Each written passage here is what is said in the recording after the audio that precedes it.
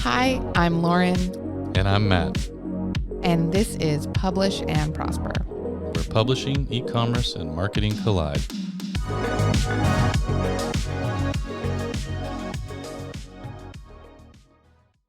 Welcome back to another episode of Publish and Prosper. This is episode number 75. Yes, it is. That's a lot of episodes. It is a lot of episodes. Yeah. I was talking to somebody the other day. I was at a conference in Long Beach. And the person I was talking to also has a podcast. I think they're probably 10 episodes in, maybe. And they asked how many episodes we had done. I said, I think we just recorded episode 73 before I'd left. And they were like, 73? Yeah. I didn't think that far ahead. I'm like, how long did you think you were going to do it? And they were like, I don't know. I said, how long are you going to do it? I said, I don't know. I think there are stats about that. Like, I think there are stats about like the number of podcasts that get started and then don't make it past like episode 5 or something it's like actually that. pretty wild. Yeah. And I don't know if it's 3 episodes or 5 episodes. I don't remember. Yeah. But there's also some crazy stat that if you make it past 10, you're in such a small percentage of the podcasts out there that, but anyways, I just thought it was kind of funny because when they asked how long we were going to do, I said I had no idea. Yeah. Until people stopped listening, I guess. I guess so. No, but I actually did this the other day too, because I was looking for an episode that I wanted to reference in a blog post or something. And I was like, oh, it was the one that we just did on how to maximize your ROI on in-person events. Mm-hmm. And like, we did that so recently. I feel like it's so fresh in my head. And first of all, we did it in November of 2024. So not that recently. Really? Yeah. Oh. But also that was episode number 46. I thought that was this year. Right. It feels recent. And I just kind of looked at that and I was like, 46? Like that was 30 episodes ago. It's crazy. It's almost like we know what we're doing. It's crazy. It's almost like time isn't real. All right. Well, this is episode 75. And today we are going to talk about actually something so basic that you would have thought we had covered it already. And I thought we covered it already. And in fact, before hitting the record button, just spent 15 minutes going back through all our episodes just to make sure that Lauren wasn't wrong, that we hadn't covered it already. Yeah. So today we're going to talk about how to actually publish your book. And now everybody that's listening is probably also going, there's no way that you haven't talked about this already. We haven't actually talked about this as its own episode. We've talked about all of the different facets that go into creating and publishing a book as their own episodes for the most part. So we've got an episode on cover design and formatting. We've got an episode on writing and good writing habits. We've got an episode on, all of the other types of things that go into creating and publishing a book. But we technically don't have an episode that walks you through chronologically. Yep. Did I use that word properly? Isn't there a different word instead of chronologically? To just denote order, I mean, not there time. Probably is. Anyways. Well. So that's this episode. So you've decided you want to publish a book, your book, another book, whatever that might be. Where do you start? And that's what we're going to talk about. That is exactly what we're going to talk about. I will tell everybody, Go ahead. at the top of this, we're really only going to try to touch on the actual publishing process. Again, we're going to try to go through an order so you kind of know the steps of how and when to do things. But we're also probably going to move at a fairly good pace. Mm-hmm. So if you normally listen to us on 2X, leave it on 1X. And if you have access to a pen and paper, you might want to grab it just to take some quick notes. Notes could be super helpful. But I will also make sure that we have plenty of resources linked in the show notes. Yeah. I might actually even put definitely not the full outline in the show notes, it's a 7-page outline, but I will put in the show notes, we're going to do this literally in step 1, step 2, step 3, and I will outline those steps in the show notes so that you have that kind of as a foundation. Yeah. Transcripts will be available too. Always. Yes. Yeah. If you're ever looking for that, if you're ever trying to go back and look for something that we said in a podcast episode and you don't feel like listening to us ramble for 45 minutes, which I don't blame you, there are transcripts for every single episode that we've done. So you can always use those as a resource. Yeah. Yeah. 100%. Yeah. So again, just a few things real quick. we're only going to try and focus on the publishing process itself. There are tons of other episodes we've done for pre-publication things, sales, marketing, promotion, all of that stuff. And we'll call those out when and where we get to them. Some of these steps can be done in parallel or concurrently, right? You can be working on cover design at the same time that you're working on interior file formatting and some of the other things. So there are areas where some of these steps can run at the same time, especially if you're utilizing help, an external designer or somebody. So, just know that they don't literally, all of them don't have to be one after the other, obviously. And then lastly, this is not an overnight process for most people. Really probably shouldn't be for anybody, but it does take time. So again, as we've said in other episodes, in other aspects, give yourself some grace, have some patience, understand that this is going to take a little bit of time to do it right. Yeah. And that's what you should be trying to do, is do it right. Yes. It's worth doing right. Yeah. Especially if you've convinced yourself, or we've convinced you, or somebody has convinced you some way or another that this book is going to add value to your brand. It's going to add a new revenue stream for your business. It's going to be some kind of relationship builder with your audience, whatever it is. Something that's half-assed is not going to do any of those things. If you've come to the conclusion that this is worth your time to do, it is worth your time to do it correctly. Can I say half-assed on here? You just did. Twice. Yep. Okay. All right. I feel like we've said worse. Probably. Probably. I'm amazed if we haven't, but That's fair. yeah. All right. I think we got to jump right into this one. Yeah. Okay. Clock's ticking. Yep. So step 1, brainstorm your book idea. Yeah. Or whatever that process looks like for you. I mean, Yep. some people don't brainstorm. They just, Dream up your book idea, decide what your book is going to be about, whatever it is. How do you do it, Lauren? Well, I don't have a business or a brand that I have decided. For me, it's So you don't have any book ideas? Oh, I have plenty of book ideas. So how does that process work for you? It starts with, okay, I think it would be really cool to create a book that can be used for this purpose. Okay, what all do I need to do to get that done? What do I need? What do I need to write this content myself, or do I already have the content and I need to just organize it in some kind of way? Right. Do I need to start figuring out like what my actual goals are for the book? Like I just said, I don't have my own business, so I don't, my goal probably isn't going to be something like lead gen, but I would love to have a side hustle that I was making a little extra revenue on, or I would love to, do something that's getting my name out there. As I'm sitting here this week, as always, we're recording episodes ahead of when they come out.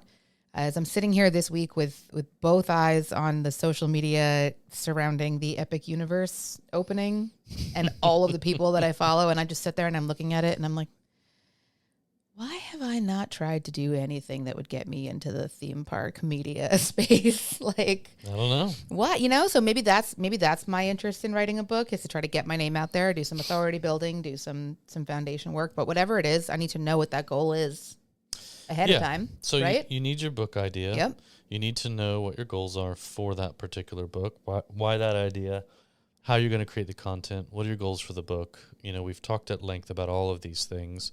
There are episodes that you can go back and listen to if you want to learn more about how to set the proper goals for the book based on what you're trying to accomplish. Metrics for measuring that success rate, things like that. But again, this really is just the initial genesis.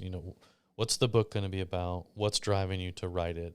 You have to have a pretty strong motivator, by the way. Yes. Just saying, oh, I'd love to write a book, and then that's your only motivator, you're going to struggle to finish a book. Like you need to have a pretty strong goal or tie to the reason behind why you want to write that book, or it's going to take you some time. Yes, absolutely. And I do think that you also need to, in addition to that, you need to have a good understanding of what purpose your book is going to serve, not just for yourself and your goals for your book, but what purpose it's going to serve once it's out there in the world. If you're a fiction author, the purpose that it's going to serve is that you are providing entertainment and that you are providing some fun content for a specific audience of readers. If you're nonfiction, if you're writing for your business, if you're writing to educate people, whatever, there's still some kind of goal your book is serving. You are kind of trying to fill a void in a market somewhere. You are trying to bring a new piece of information or a new approach, a new idea to a certain audience of people. Yeah. And you need to know what that is before you start like really getting into the writing and publishing process. You might figure it out as you're going with the writing. It's okay if, as you're writing your book and as you're putting your content together, you realize, oh, the original intention that I had for this isn't quite lining up with how it's turned out along the way. Mm-hmm. So you don't have to lock yourself into something, but it is important to have like a destination in mind for your journey. Definitely. Yeah.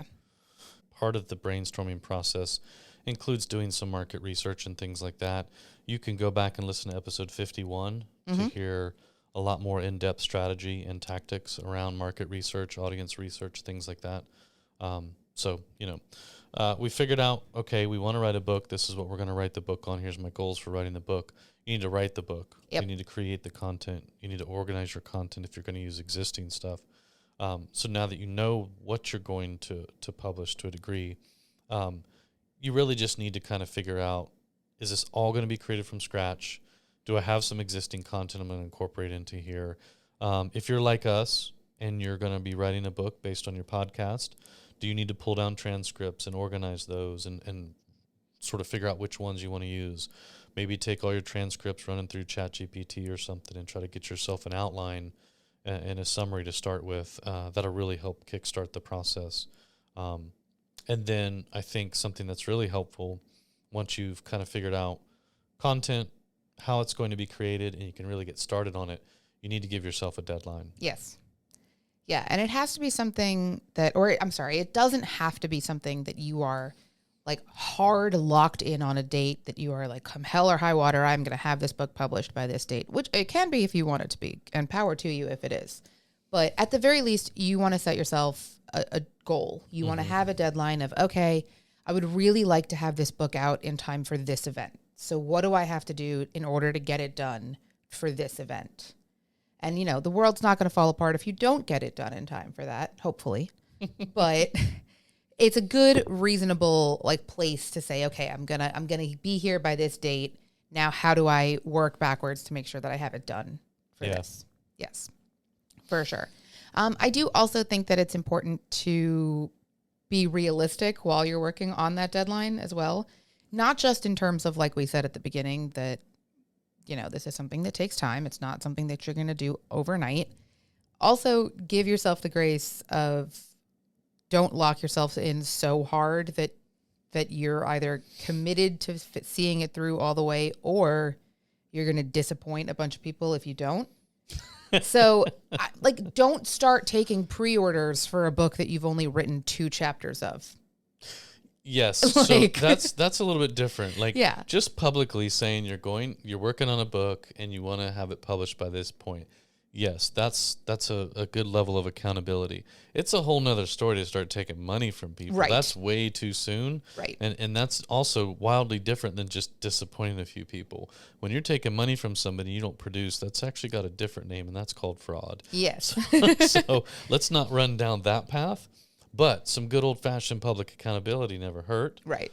I just want to make that distinction. Yes, of course. And I also with that, I mean things like Lulu author Lynette Greenfield, who is an incredibly prolific writer and has actually started her own publishing imprint with everything that she knows about what she's done. She's talked in the past about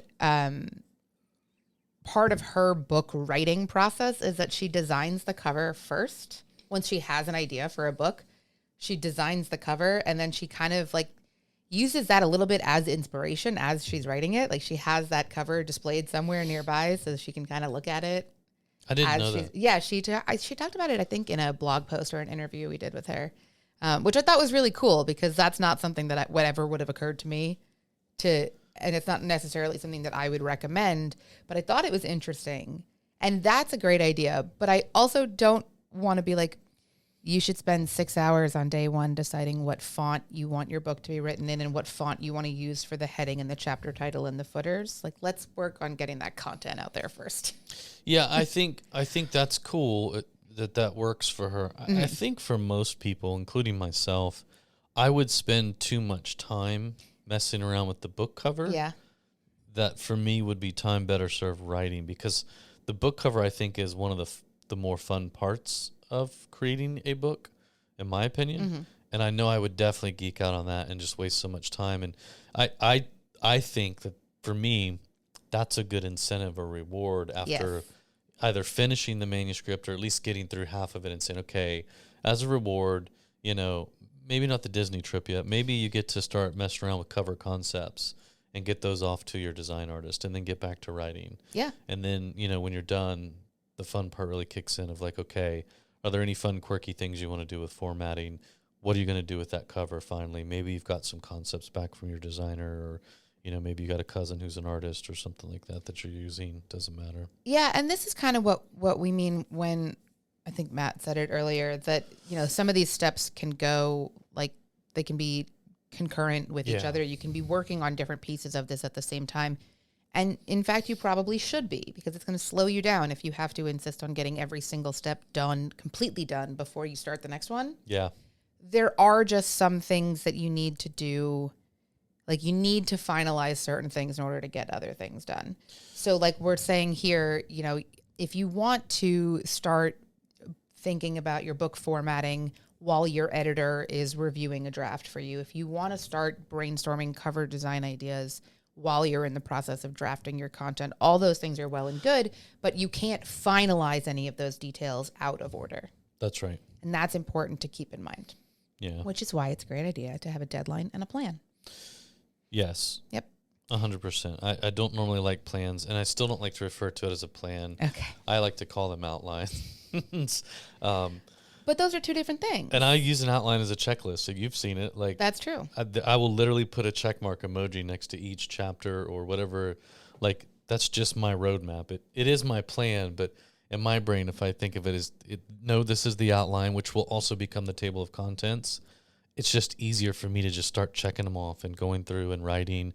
Maybe I'll run it through, you know, ChatGPT or something to clean it up, or give myself some more expanded concepts. But I need that outline. I need that roadmap. Okay, so now that's fair, and I think that it's an important distinction to make between these two being two different things. So that an outline for sure. I completely agree with. Yeah. And I can't remember if we've ever actually done an episode on this, but I've definitely written a blog post for Lulu before on the difference between planning, like outlining your book versus just writing it off the cuff without an outline. Yeah.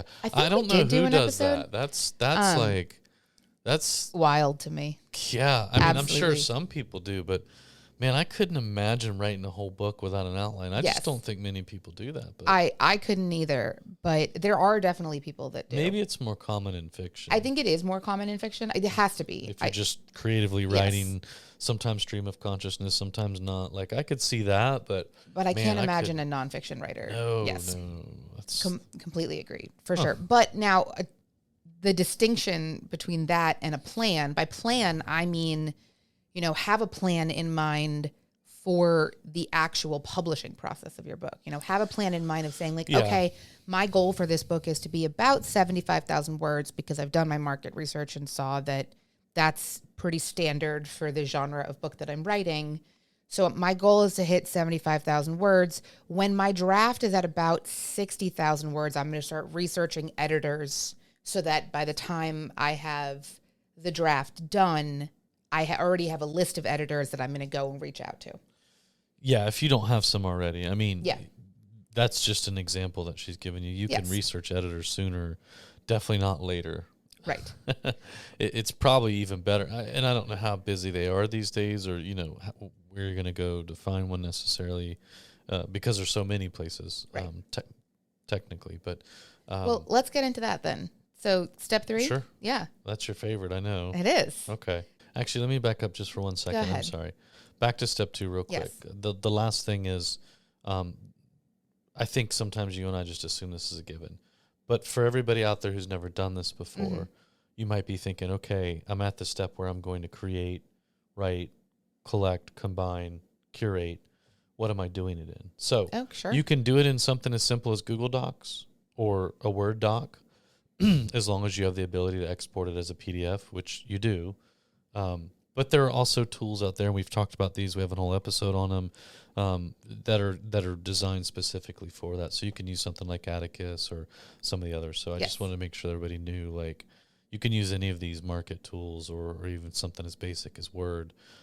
If you're going to use a word processor like Word or Google Docs, kind of make sure you understand some of the basics of like how to insert a new page, paragraph breaks, things like that. But I would also even argue that if this is going to be the roadblock to you getting your content done, write it in something that's familiar like Google Docs, and then you can always literally copy and paste that content out of Google Docs and into a more robust software for the formatting and editing part. You can, yeah. 100%. Okay. Sorry, step number 3, editing and revising. Yes. Go.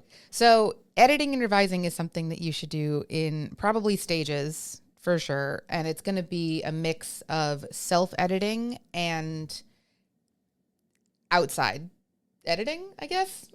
Outsourced editing. I like that better. Okay.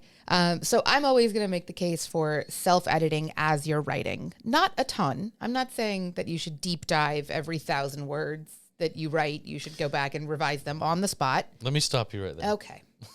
Go ahead. When you say self-editing as you write, what does that mean? Do you just mean that as you write, you go back through and you just kind of look for the basics of like grammar, punctuation, things like that? Or are you literally writing a couple of paragraphs, then going back through and almost developmentally kind of editing as you? So for me, I usually, the first 5 minutes or so of like the next time that I sit down to write, I will go back and reread what I last wrote. Do you really? Yeah. Okay. Yeah. And then just like, just to kind of see where I left off and to see like, what was I doing here? Was there anything?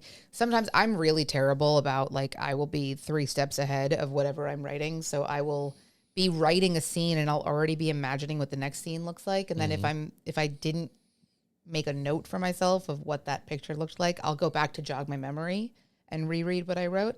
And I won't do heavy editing in there. I won't do any kind of heavy editing. But if I read something, if I'm reading back what I wrote yesterday and I look at it and I go, ooh, yesterday I couldn't think of the word for this and I put a word in here that doesn't really quite fit, but now I remember what word I was looking for and I changed that. So not thorough heavy editing, but just like not being afraid to look back at what you wrote and be like, oh, different word here. Or, oh, I realized that in a later chapter, I said that this character, his favorite color was green. And over here, I said his favorite color was blue. So, whatever. Why are you referring to his favorite color so often? I don't know. It's a romance novel, so Okay. Who can know? But also, I'm going to argue for self-editing when your whole draft is done. And by that, I do mean actually sit down and read the entire draft and be critical with yourself. We've talked about this. We don't have to get too far into this, but order a proof copy for yourself and physically edit, read things out loud, whatever it is.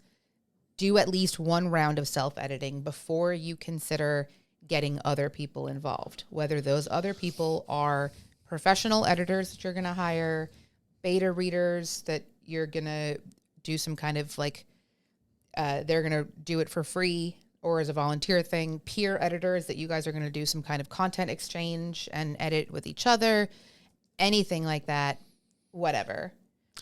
So, yes, I can't do a lot of that. Okay. Because I find myself getting stuck in this pattern where, like you said, I might, if I go back too often and self-edit things, or if I review things too often, I just keep finding things wrong, or I feel like, wait, no, I should change this. And I get stuck in that cycle and so it gets harder and harder to keep moving and making progress. So I would argue that if you're that kind of person like me, then don't do too much self-editing. It's more important to get everything on paper, so to speak. You're probably not writing on paper, but it's more important to get it all out. Yeah.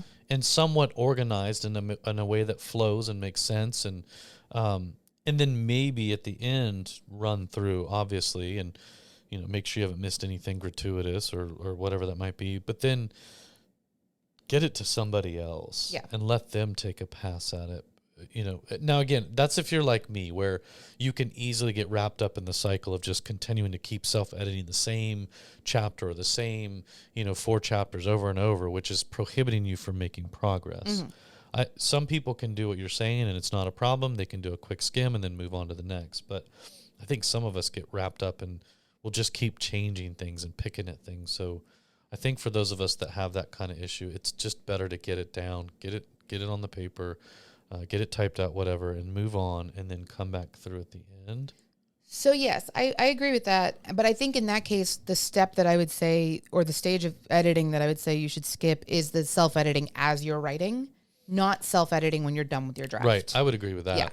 Yeah. Because I would also, we have said it before, we will say it again, we will strongly, strongly recommend that you hire at least one professional editor. Always. If you are publishing. You don't have to run the full gamut of you're going to hire a developmental editor and a line editor and a copy editor and beta readers and sensitivity readers, but you got to have at least one of those. If you want this book to be like actually high quality, we strongly, strongly recommend at least one professional editor involvement in this.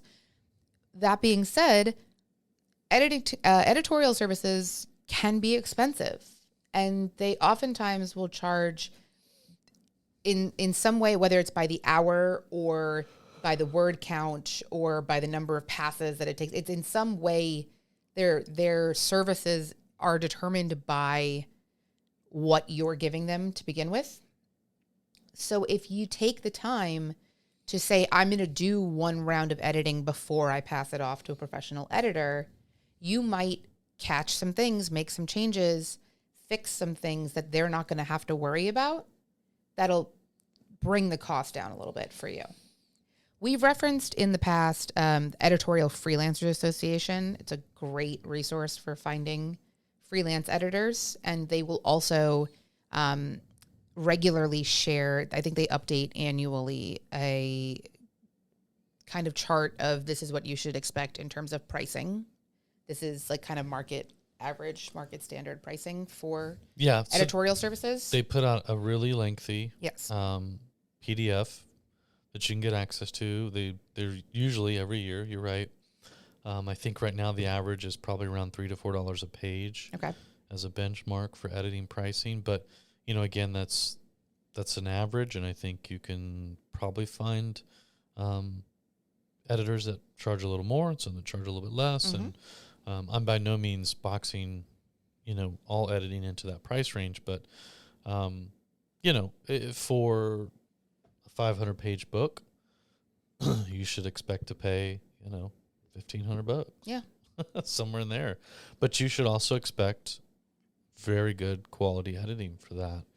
Now, a lot of books are not going to be 500 pages. It just depends on what you're writing.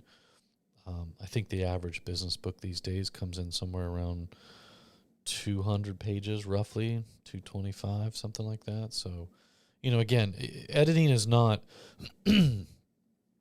I don't want to talk with everybody's wallet, but editing is not going to break the bank, so to speak, and it's worth whatever you have to do to get it done. Yes. If you got to save for a couple of months, if you got to use a credit card, many editors will, a lot of them are freelance, or most of them to a degree, and, sometimes they'll work with you on payments or whatever that might be. Again, do your research, but it's certainly worth whatever the cost is, and in theory should probably be the most expensive part of your process. It is an investment. Mm-hmm. It is absolutely an investment. I'm having phantom mic again. It keeps pulling away from me. It's fine. We won't go too deep into this anymore because we've done, actually, I think multiple episodes about editing, including a whole deep dive into the different types of editing, how to get them done. That is episode number 20, actually. Do you need to hire professional editors for your book? Deep dive into all that. So definitely go check that out. But just know that we recommend having at least one kind of professional involved in your editing process. And also, as we're going through these steps, understand that this is one of those things that you're kind of locked in on. you have to finalize the interior content of your book before you can do your formatting and before you can finalize your cover design. Yeah, and by finalize, you just mean you need to land on what you feel is the final version, the approved version. There's no more going back and forth with your editor or your beta readers. You have landed on the final, heads down, locked in version of the interior manuscript. Yes. Yeah. Yes, because I mean, think about, you're doing this, you're editing something, you're going back and forth with an editor, and you finally say like, okay, I got it, I'm this is it, and I'm sending it to a formatter, or I'm using a software to format it, and I'm doing all that work, and then, you've done all this formatting work, and then all of a sudden you're like, you know what? I think I am going to cut that paragraph that they recommended from that one page in chapter 10. I just think it's not really serving its purpose. I'm going to cut that. You cut that paragraph, and it shifts the entire content of every page of the book, and all of that formatting work you did is going to change. I mean, that's a little drastic, but yeah, essentially what you're saying is correct. Yes. If you go into the formatting step, which is extremely important, and you continue to make changes to the content of your manuscript, you are effectively, you're taking one step forward and then 2 steps back every time you do that. Yes. So, and formatting can be complicated if you're doing it yourself. So well, let's get into that. We will. So make it easy on yourself and just go into it with a final copy. Yep. Yeah. Yeah. So step 4, format your book. Yeah. What does that look like? Hell. It is a difficult step. Hell. Okay. You're probably not wrong about that. Pay somebody to do it. Yeah. No. Listen, it's not, it just depends on what you're doing with it, right?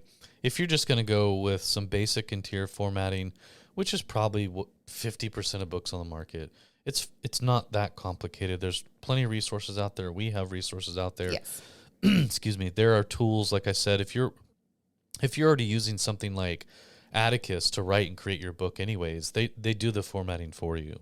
You just choose the template, the way you want it formatted, and it's doing the formatting for you. So honestly, when I say pay somebody to do it, you could pay yourself to do it by using a tool like Atticus, and I think it's less than $200 for ever. I think once you pay Atticus's price, I think you just have access forever, no matter how many books you write. But anyways, it's still worth it. I mean, if you can create your book inside a tool and it also formats it for you so that when you're done, it gives you a nice clean PDF of your interior file, I mean, that's worth it. So yeah, and just in case, because again, this is basic overview, so just in case this is your introduction to this process, when we're talking about formatting your book, what we mean by that is the interior design details. So everything from things like the width of your margins on your book, where your page numbers are, what font you use, what your header and footer details look like, if you do chapter titles, if you do section titles, how the design elements go into that, all that kind of stuff is formatting.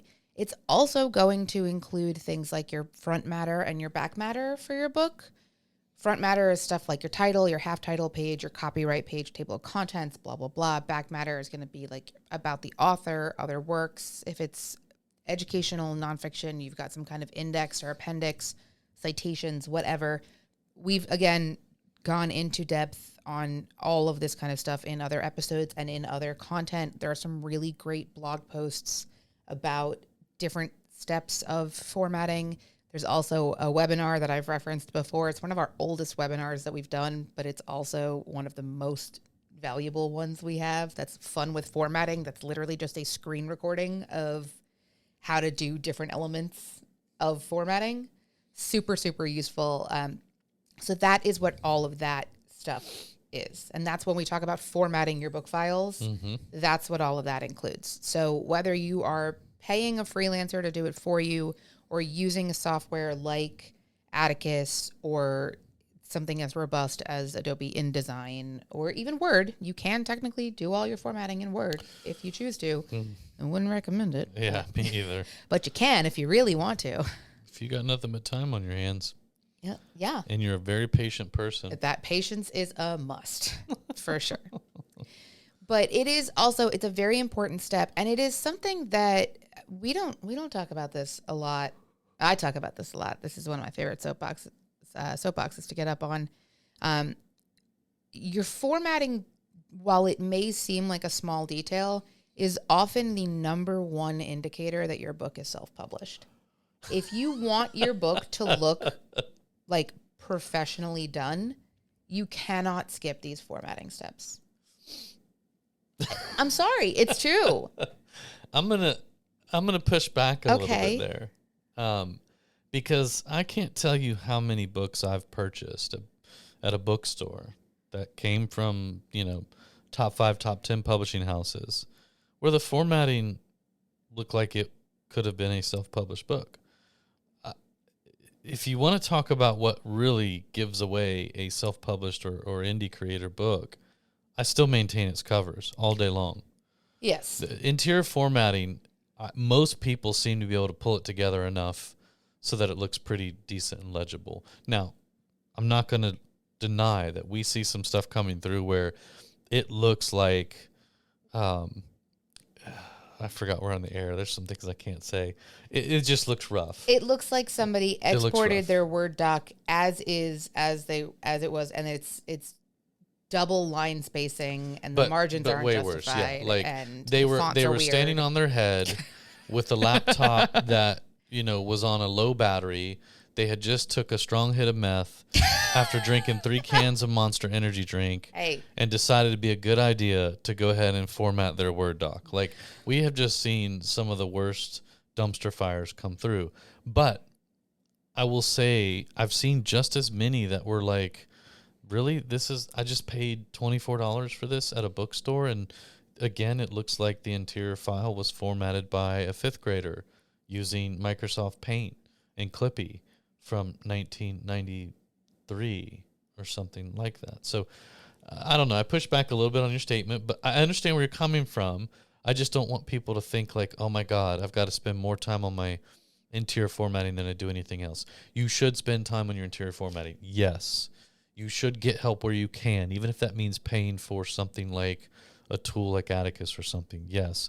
But don't let that deter you from spending more time on your cover and the editing itself. Yes, I will agree with that entirely. It's not the thing that you That's should just spend my opinion. You don't have to agree with it. No. I do agree with that. It is not the thing. If you're ranking the importance of how much time you should spend on editing, cover design, and formatting is definitely the bottom of those 3. However, that being said, that does not mean that you should spend 50% of your time on editing and 50% of your time on cover design and 0% of your time on formatting. Yeah. Just don't skip the formatting step, because even if it doesn't sound important to you, even if you're listening to this and you're like, what do you mean people care about what what font my book is written in? It does matter. Well, it's not even that they care necessarily. It's when it becomes a challenge for them to read your content. Sure. And it can, depending on font size, how far out are you running to the edge, the gutters of the margins and gutters of your pages. I mean, there are things that just affect the way people read and process and then retain the information, whether it's fiction or not. So it's not even about whether or not they actually care. It's about, is your lack of formatting impeding them being able to get through your content? It is that book formatting done right, nobody's going to notice. Yeah. But book formatting done wrong is going to stop people from reading your book. Yeah, or it's just going to complicate kind of So again, it's important. I'd say it's number 3 in that rank of 3. I would agree. I don't think it's the thing that will give your book away as being self-published if you don't do it, do an amazing job on it, but do a job on it. Do your best. Hire somebody if you can. Use a tool if you can. But that's not what's going to give your book away as being indie published if you don't knock it out of the park. It's going to be the cover. It's going to be the lack of editing if that's the route you go. So, my opinion. Well, I will agree with the cover part. So let's move on to that step so we can talk about how important your cover design is. So you're saying people actually judge a book by its cover? Every single day. That's what I'm saying too. So Whoever step came up 5, with that? Somebody dumb. We've had this conversation on this podcast before for sure because both of us agree. Silly idiom. Yeah. So yeah. Did somebody coin that just to be used in the context of when you're talking about a human being? Because that's the only way you ever hear it used, right? Is when somebody's talking about interactions with other humans. Like, don't judge a book by its cover, right? Like, don't look at somebody like Lauren and just, automatically think she's crazy. No, actually, that's a fair assumption. No. You can look at me and make that assumption. Kidding. That's all right. There's no way that saying, that idiom, whatever you want to call it, was created solely about books. Like, that had to have always been created around the context of judging a human being, because nobody has ever, I think, bought a book that had a terrible cover without already being on a purpose to buy that book. You go in a bookstore and you're looking at books and you don't have a particular book in mind that you're there to get. You're not going to pick up the book with the worst cover and go, yep, found it. This is my next read. It's just not happening. Yeah, actually, I think that's a fair point. I will say this as somebody who regularly buys and reads books that have bad covers. I'm doing that despite the awful cover design. Because you already know the author. Because I know the author, or because it was highly recommended to me, or whatever. I'm absolutely not picking up a book that I've never heard of before that has an awful cover on it, unless I'm picking up the book to be like, oh my God, look how bad this cover is, and then promptly put it right back on the shelf. Yeah, and in this day and age, when everybody's fighting for attention, right? It's the attention economy that we all trade in right now. And regardless of what format you choose to put your book out there in the world, whether it's audiobook, ebook, print book, whatever that, you still need a really good cover. Mm-hmm. And you're going to use that as a thumbnail for certain things. You're going to use that in your social media marketing.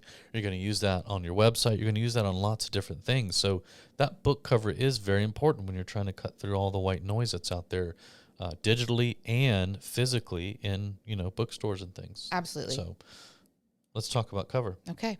Just in case we haven't said it yet, step 5. Yeah. Design your cover. I guess we talked about it. On to the next. No. No? Nope. This is an important one. We're going to spend some time on it. Judge every book by its cover. How about that? Yes. And actually, that's one of the first things that you should be doing with your cover design is you should go look at a bunch of books and judge all of them by their cover. Because you want to look at them and decide what you like about them, what you don't like about them. A great thing to do when you're designing your cover is to get a good understanding of what goes with your particular genre. Like, what are the indicators of a book that tell you that it's that genre of book? You know what I mean? Like, you expect horror novels to look a certain way. You expect romance novels to look a certain way. You can probably, if I picked up a book right now and showed you the cover of it, you could probably ballpark estimate the genre. You might be off the mark a little bit, but you can probably make a pretty educated guess on what the content is. And you want that for your book. You want fans of your book. You want people that are not fans of you but are interested in your content or interested in the type of content that your book is going to have in it to be scrolling, browsing, whatever, and see your book cover and go, oh, that looks like a book that I would be interested in reading. To this day, one of my most favorite covers is a book from Grady Hendrix, who's kind of a horror supernatural writer. Yep. He wrote a book called Horror Store. Yes. And great the cover, it looks like an IKEA catalog cover. Yes. And you would never, like, if you didn't know Grady Hendrix or anything about this book, you would never suspect that this is, I mean, his books aren't like horror like traditional. They're a little more, I would say, suspense, thriller, supernatural. Yeah, I've read Grady Hendrix, so that's how you know it can't be that horror because I've read. But nonetheless, that book cover was so clever, and even just the writing of the title "Horror Store" and the way that it was written, like it's one of the few examples where I've seen where it didn't follow the genre template. You know, it wasn't dark and brooding like for a horror or suspense novel. Like, it didn't give you these ominous tones of, you know, something bad's coming. Well, and I think that's to agree with you and to completely just contradict my own point. I do think that it's okay every now and then to break the mold on that. Another example that I can think of actually that is also a horror novel is a YA horror novel called The Merciless that Jen has. Yep. Because I know, and it's a hot pink cover. But it's about a group of teenage girls that get convinced that one of them is possessed and they like try to perform an exorcism on her. And so it does set the tone for the book right away. And it's even got that, like the hardcover version of it anyway, has the like matte marbled kind of cover textured, feel. It's textured. So it kind of looks like a Bible in a way. And then it's got a pentagram on the cover, but it's a like Barbie pink book. I don't think you're contradicting what you said earlier. That's true. I think what those are examples of, and that's not why I brought it up, was to contradict you, by the way. That's fair. I think what those are examples of are when really good marketing comes in to your cover design strategy. Which it should. Well, yes and no. I think, anytime you can embed good marketing into anything you're doing, you're saving yourself some trouble later on down the road in trying to sell the book, right? But I think oftentimes what happens is we go to get a cover design and we talk to a designer or ourselves if we're doing it ourselves, and we're just thinking about what would really do this book justice as a cover. What's going to look really cool? What's going to pop? What's going to make somebody want to pick this book up? And in a way, that's kind of marketing, right? So branding and design are part of marketing. But I think when you look at covers like the two that we just talked about, those go above and beyond just good cover design with some, built-in marketing. Like, that was almost a marketing first approach to the design of that cover. Yeah. Because not only did it go against the normal genre sort of standard default criteria, it did it in a way that it was done solely so that they would sell more books, so that people would go, oh, wait a second, that's really different. That's cool. Okay. Yeah, this book looks like an IKEA catalog, but it's actually a pseudo horror novel. Or Merciless, again, same thing. Like, you would have thought you were picking up a Barbie catalog or something along those lines. Yeah. Okay. Yeah, absolutely. But I do think that it's, the point of that is probably, regardless of whether you're doing it because you're thinking outside of the box and trying something eye-catching and interesting, or you're doing something that is in line with your genre and other books in your genre. The point is that you need to have a decent understanding of your market in order to make those decisions one way or another. Yeah, 100%. You're right. Yep. And that's really important for you to do with your cover design, which is why, like we've been saying, there are elements of your cover design that you can do ahead of time. You can do this as you're doing your research for your book. You can do this as you're coming up with other ideas and elements for your book as you're doing research for that, kind of keep in mind, or maybe even keep a list somewhere where you have going like, okay, this is my, like, things I've noticed on other covers that I really like. I really like when they do this on a cover. I really like, this is really eye-catching for me. I saw this book the other day and I loved the cover design, and I'm going to save a link to it here so that I can show that to a cover designer eventually. Those are elements that you can work on as you're coming up with this other content, as you're working throughout your design process. The cover is another one of those things, though, that you don't want to finalize. Keep hitting my mic. You don't want to finalize your cover until you have finalized your interior file for your book, because you need to know what your final page count is on your book before you can have the exact final specs for your cover, for your spine. For a print book. For a print book, yes. That's right. Yes. Yeah. That obviously doesn't apply to an audiobook or ebook. Yeah, it's just a whole thing. I guess actually, up until now, this has been format agnostic. Yes. Now, you're right. That being said, so yeah, you need to know total page count to do a print book cover calculation because of the spine on the book. The spine will be adjusted, obviously, based on how many pages you have in the final interior copy. Now, I realized when I said that about not needing to worry about that if you're doing an ebook or audiobook. We will always tell you it's a good idea to serve every format that you can. Yes. Now, you might not do all of them out of the gate at launch date, and that's probably smart too. Stagger them out.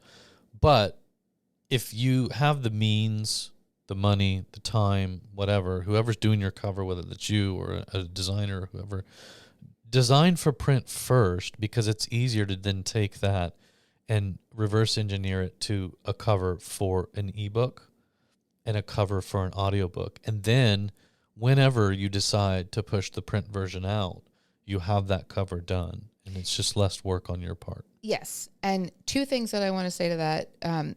First of all, whether you are designing your cover yourself or you are hiring a professional to do it, I would highly recommend that you get all of those formats at the same time, that you do all of that at the same time, because they are going to be slightly different. And that includes if you decide you're going to do a paperback and a hardcover or just one version of those, you want to get your print cover file, your ebook cover file, and your audiobook cover file all at once. Yeah, because again, designing for print first on your cover and then reverse engineering for the ebook and the audiobook is really easy. If you only do a cover for the ebook, let's say, and then 6 months later you want to do a print version, it's actually going to cost you more money and be more complicated to create the print cover. That's always the hardest of the three to do. So better to knock it out first, because it's super easy to then just pull for your ebook and audiobook from the print book cover file. Right. And which brings me to my second point, which is that for the thing that makes the print cover different from the other two is the spine and the back cover. And one of the biggest things that I see that's my little pet peeve when it comes to self-publishing is authors just totally ignoring their back cover. 1,000%. Your back cover is such valuable marketing real estate, and it is a huge mistake to ignore that. It's absolutely, do not ignore your back cover. Yep. Like, that is so important. And depending on what kind of book it is, what format it is, like paperback or hardcover, what your goals are, there are different elements that make up the back cover. So I don't want to go like too deep into that. We have actually done an episode where we talked about cover design that included the different elements of the front and back cover. So you can go listen to that one if you want to. But just please don't ignore your back cover. Your back cover is really important, and it's a really valuable real estate, and it is important to include information on there. So please do. Yeah, no notes. I couldn't agree more. Our cover design episode is episode 21, by the way.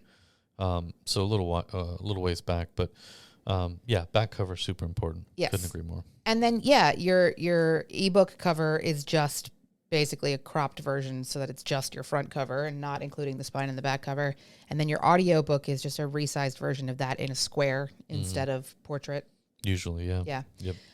So keep that in mind as you are. And again, I don't know if we actually said this. We do probably recommend hiring a cover designer. We said it. Yeah. We'll say it again. Yeah. Yeah. Covers are, if you think that it's easy to design your own cover, I challenge you to go try it. It's a lot harder than it looks. It's a lot harder to design a good cover. I mean, what happens more often than not is people don't put enough thought into it. And they just go to Canva and they whip something up based off a template in Canva, and they think it's good enough, and they put it all together, and then they throw it on a marketplace or something like that, and then they sit back and they're waiting and waiting and waiting and waiting for books to sell, and they don't. When you're selling in a digital marketplace and you don't have a well-recognized name or brand behind you, again, oftentimes people are looking at the book cover as a signal to whether or not this book is a well-crafted, value-driven book. Yeah. I mean, it's not rocket science. So it is literally your first impression. 100%. Yeah. Yeah. All right. So there's a little half step here, sort of in between the last step. If you are doing a print version of your book, and at this point you've already researched what platform you're publishing with, Lulu, and you need to order a proof copy. Yes. Lots and Matt's of people calling it a half step, but I'm going to give it its own. I'm going to say full step. I'm Yes. saying half step because this only applies if you're doing a print version. So Okay. that's why I'm saying half step. How about if I put it this way? You can call it a half step, but I'm going to call it an unskippable step. If you are if you're doing a print copy of your book, unskippable step. Well, yeah, but that's what I just said. But if you're not, then it is skippable because you're not doing a print version. So Why are you only doing digital versions? why are you trying to only make this black and white? Wow. There's gray areas. Ugh. If you're doing a print copy, which you should be, how about that? There you go. There is an unskippable step. How about that? Mm-hmm. You need to order proof copy. Some people call it a galley copy. It doesn't matter what you call it. You need to get a copy of that book in your hands, a physical, tangible copy of that book. Yes. You need to see what it looks like when it comes off a printing press. You need to understand what your book is going to look like as it hits the hands of your customers as well. So do not skip this step. It's not worth saving the $10, $18, whatever it costs you to get that proof copy. It is worth it because you may think you did everything right. The system might tell you everything looked pretty good. And then you get the book and you realize you're just 2 millimeters off on your spine and your text is just slightly off centered, or something like that. And you're not going to see that until you get the printed book in your hands so that you can make the proper adjustments. So, do it. Don't skip that step. I guess the other insert half step here, unskippable if you're doing audiobook or ebook. But in general, even with print books, especially if you're going to sell in distribution, you need to be handling things like your book's metadata, and some of those other things. There's a description that you're going to need to write about your book. Yep. Those things that you're going to need when you do put your book into distribution for retail sales. And there's some other stuff that goes in all that. We have plenty of episodes you can listen to around all of those topics. Yes, we do. That was really just, it's going to take a couple of days, maybe a week, maybe a little bit longer for you to get those proof copies that you ordered. So if you decided that you wanted to do something productive with that time while you were waiting, that's a great thing that you can do. Be productive or get a proof copy? Both. Yeah. Okay. Yeah. I would agree. You go to Disney World. You can definitely go to Disney World. That's probably better use of your time. Yeah. Maybe you could even call it market research, going to Disney World. You're going to call it market research. I literally took notes. I would hope so. I took notes. I am actively working on my Epcot passport. All right. It was a research trip.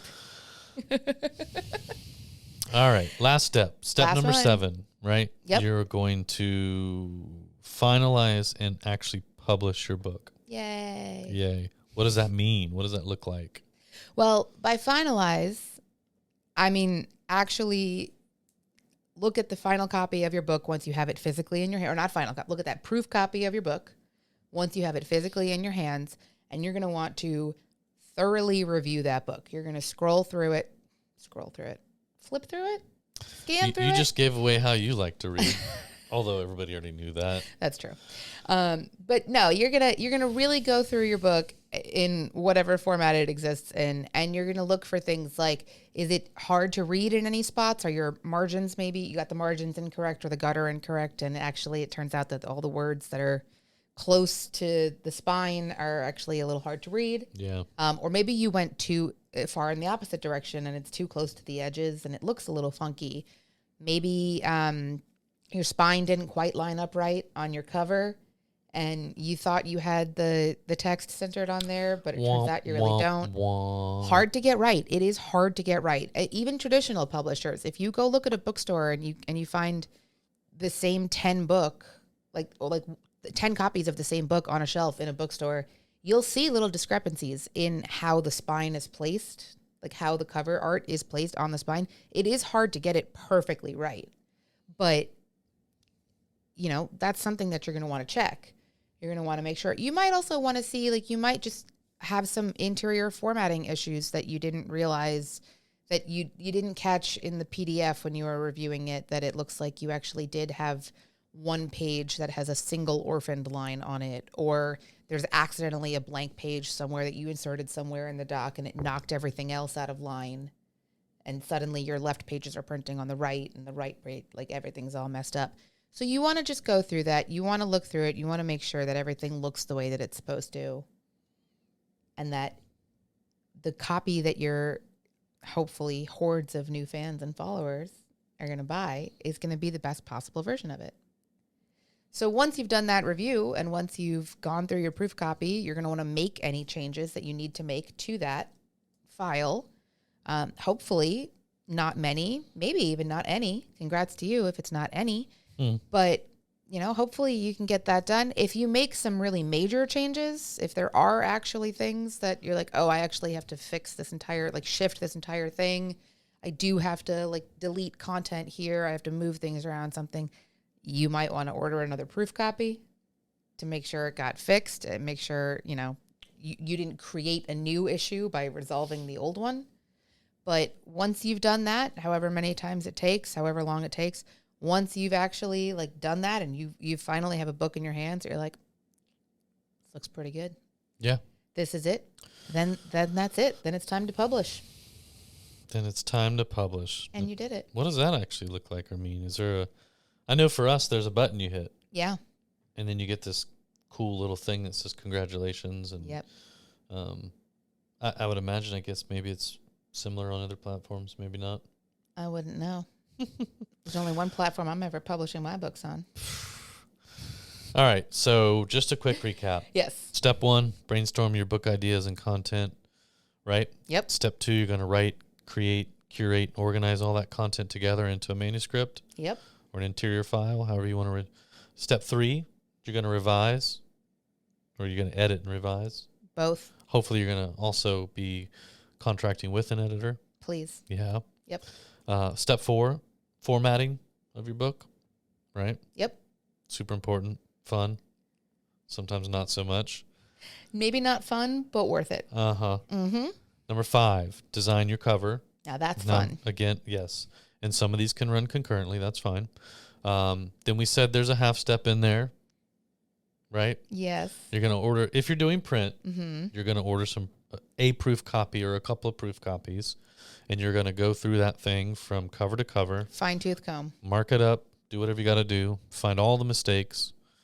And then once you've done that, you're going to finalize your files, and you're going to actually publish that book, put it into whatever distribution channels you want, add it to your website to sell it direct, tell the world about it. That's when your marketing plan kicks in. We've got several episodes that talk about that. But essentially, you publish your book in 7 steps. Yeah, we did. Yep. Yeah, we did. I do want to just draw a little underline under what Matt just said there. We did not talk about anything in this episode to do with marketing, pre-launch marketing, pre-sales, audience building, anything like that. Those are all things that you should be doing before your book is published. Those are all things that you're doing concurrently to the publishing process. You want to have a plan when you publish your book. Yeah. You should not be publishing your book, and now that your book is published, you go, okay, I should start my marketing now. That's not how that works. But that was also not the topic of this episode. So if you want to dive into how to set up your pre-launch marketing plan and stuff like that, we've got a bunch of other episodes related to that. So go check those out instead. Yep. Very cool. Yeah. I think that does it. I think we did it. Oh, we skipped something. What did we skip? What do your bracelets say? Oh. My bracelet. My bracelets say professional yapper. Clearly, from how I just after you just bungled tripped over that your one. words. Yep. Unprofessional yapper. Although I would agree that is very fitting for you, and you should probably wear that one every day, if for no other reason to warn people. I should just make it a bunch of different colors, and I'll wear it every day. Maybe you should get it as a T-shirt. I have it as a sweatshirt. There you go. Yeah. Okay. It's just a little too warm for a sweatshirt right now. Yeah. Yep. The other one says Cross the Bridge and Cosmic Love. All right. Yep. There you have it. Okay. Well, thanks for joining us. Thank you for listening. Do all the things. Hit the subscribe and like. Leave us a review. Give us a review. Send us an email. podcast@lulu.com. Reach out to us on social media. Please do. Publish your book. Do it. This is the sign. If you were waiting for a sign, this is it. We've given you all the steps, all the tips. I'm going to link as much content as I can in the show notes. There literally is a character limit for how much I'm allowed to put in the show notes. So I'm probably going to have to be a little selective with it. But know that every single thing that we've talked about in this episode, we've got at least one podcast related episode to it, at least one blog post related to it, and at least one Lulu U or tutorial video related to it. This content is all over the Lulu website. Go find it. It's here for you. We've got everything you need to get this stuff done. Perfect. Great. Later. Bye. To learn more about this episode, check out the show notes on publishprosperpodcast.com. Publish and Prosper is brought to you by Lulu.com. To hear more episodes like this one, please like and subscribe wherever you listen. Thanks for tuning in.